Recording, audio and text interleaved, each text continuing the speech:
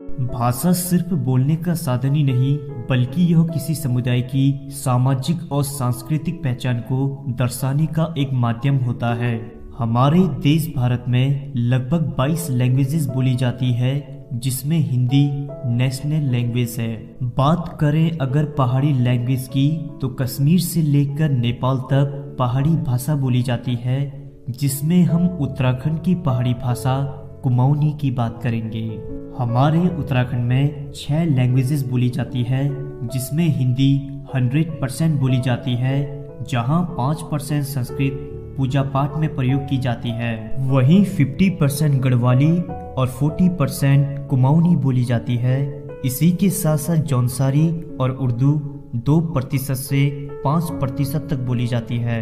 उत्तराखंड में 2.5 मिलियन से ज्यादा लोग कुमाऊनी भाषा बोलते हैं, जिसमें अल्मोड़ा, नैनीताल, पिथौरागढ़, बागेश्वर, चंपावत और उधम सिंह नगर आदि जगहों में बोली जाती है। चलिए अब चलते हैं अतीत के पन्नों पे और जानते हैं ऐतिहासिक हिस्ट्री कुमाऊनी लैंग्वेज के बारे में।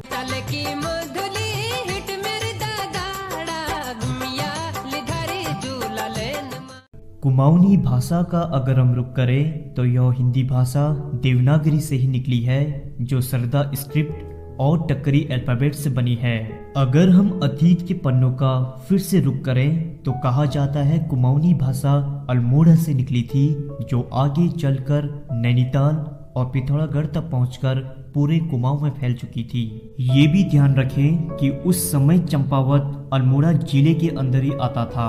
कुमाऊनी के विद्वान डॉक्टर योगेश चतुर्वेदी अपनी पत्रिका गुमानी ज्योति में लिखते हैं कि लोहाघाट के एक व्यापारी के पास से चंपावत के चंद्रराजा थोर अभय चंद्र का 989 ईस्वी का कुमाऊनी भाषा में लिखित ताम्रपत्र मिला है, जिससे स्पष्ट होता है कि 10वीं शताब्दी में भी कुमाऊनी भाषा का एग्जिस्टेंस था। और शंभू सब ठीक ठाक चल रहा है? सब ठीक ठाक है। कब चल रहे नौकरी?